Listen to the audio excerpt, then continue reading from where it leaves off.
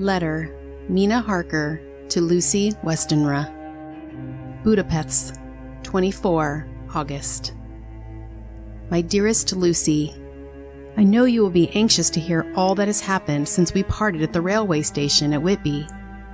Well, my dear, I got to Hull all right and caught the boat to Hamburg and then the train on here.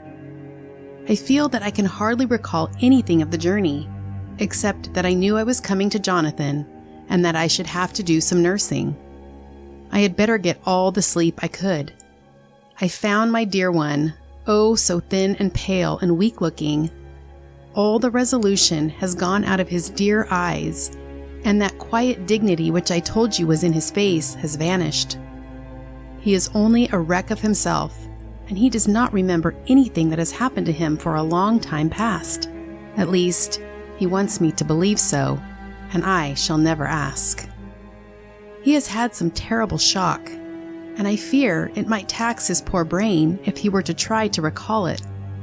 Sister Agatha, who is a good creature and a born nurse, tells me that he wants her to tell me what they were, but she would only cross herself and say she would never tell, that the ravings of the sick were the secrets of God, and that if a nurse, through her vocation, should hear them, she should respect her trust. She is a sweet, good soul, and the next day, when she saw I was troubled, she opened up the subject my poor dear raved about, added, I can tell you this much, my dear, that it was not about anything which he has done wrong himself, and you, as his wife-to-be, have no cause to be concerned. He has not forgotten you or what he owes to you. His fear was of great and terrible things, which no mortal can treat of. I do believe the dear soul thought I might be jealous lest my poor dear should have fallen in love with any other girl. The idea of my being jealous about Jonathan, and yet, my dear, let me whisper, I felt a thrill of joy through me when I knew that no other woman was a cause for trouble. I am now sitting by his bedside where I can see his face while he sleeps. He is waking. When he woke, he asked me for his coat as he wanted to get something from the pocket. I asked Sister Agatha, and she brought all his things. I saw amongst them was his notebook, and was going to ask him to let me look at it, for I knew that I might find some clue to his trouble. But I suppose he must have seen my wish in my eyes, for he sent me over to the window, saying he wanted to be quite alone for a moment. Then he called me back, and he said to me very solemnly, Wilhelmina, I knew then that he was in deadly earnest, for he has never called me by that name since he asked me to marry him. You know, dear, my ideas of the trust between husband and wife. There should be no secret, no concealment. I have had a great shock, and when I try to think of what it is, I feel my head spin round, and I do not know if it was real of the dreaming of a madman. You know I had brain fever, and that is to be mad. The secret is here, and I do not want to know it. I want to take up my life here with our marriage, for my dear, we had decided to be married as soon as the formalities are complete. Are you willing, Wilhelmina, to share my ignorance? Here is the book. Take it and keep it. Read it if you will, but never let me know unless indeed some solemn duty should come upon me to go back to the bitter hours, asleep or awake, sane or mad, recorded here. He fell back exhausted, and I put the book under his pillow and kissed him. I have asked Sister Agatha to beg the Superior to let our wedding be this afternoon, and I am waiting for her reply.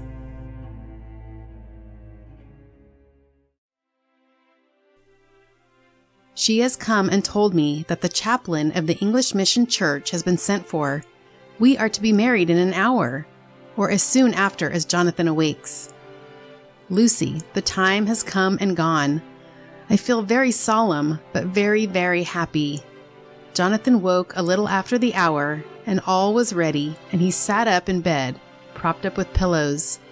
He answered his "I will" firmly and strong. I could hardly speak. My heart was so full that even those words seemed to choke me. The dear sisters were so kind. Please, God, I shall never, never forget them, nor the grave and sweet responsibilities I have taken upon me. I must tell you of my wedding present. When the chaplain and the sisters had left me alone with my husband, oh, Lucy, it is the first time I have written the words, my husband. Left me alone with my husband, I took the book from under his pillow and wrapped it up in white paper and tied it with a little bit of pale blue ribbon, which was around my neck, and sealed it over the knot with sealing wax. And for my seal, I used my wedding ring.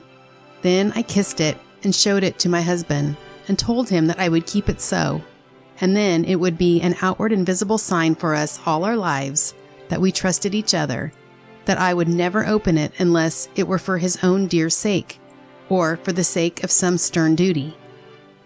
Then he took my hand in his, and oh, Lucy, it was the first time he took his wife's hand, and said that it was the dearest thing in all the wide world, and that he would go through all the past again to win it, if need be. The poor dear meant to have said a part of the past, but he cannot think of time yet, and I shall not wonder if at first he mixes up not only the month, but the year. Well, my dear, what could I say? I could only tell him that I was the happiest woman in all the wide world, and that I had nothing to give him except myself, my life, and my trust, and that with these went my love and duty for all the days of my life. And my dear, when he kissed me and drew me to him with his poor weak hands, it was like a solemn pledge between us. Dear Lucy, do you know why I tell you all this? It is not only because it is all sweet to me, but because you have been and are very dear to me. It was my privilege to be your friend and guide when you came from the schoolroom to prepare for the world of life. I want you to see now, and with the eyes of a very happy wife, whither duty has led me, so that in your own married life you too may be all happy as I am. My dear, please, Almighty God, your life may be all it promises, a long day of sunshine with no harsh wind, no forgetting duty, no distrust. I must not wish you no pain, for that can never be, but I do hope you will be always as happy as I am now. Goodbye, my dear.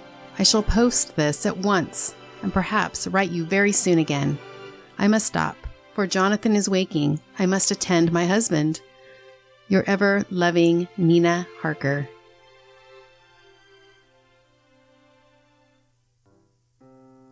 Letter, Lucy Westenra to Mina Harker. Whitby, 30 August. My dearest Mina, oceans of love and millions of kisses, and may you soon be in your own home with your husband. I wish you were coming home soon enough to stay with us here. The strong air would soon restore Jonathan. It has quite restored me. I have an appetite like a cormorant, am full of life, and sleep well. You will be glad to know that I have quite given up walking in my sleep. I think I have not stirred out of my bed for a week. That is, when I once got into it at night. Arthur says I'm getting fat. By the way, I forgot to tell you that Arthur is here. We have such walks and drives and rides and rowing and tennis and fishing together, and I love him more than ever. He tells me that he loves me more, but I doubt that, for at first he told me that he couldn't love me more than he did then. But this is nonsense. There he is, calling me, so no more just at present, from your loving Lucy. P.S. Mother sends her love. She seems better, poor dear. P.P.S. We are to be married on 28th September.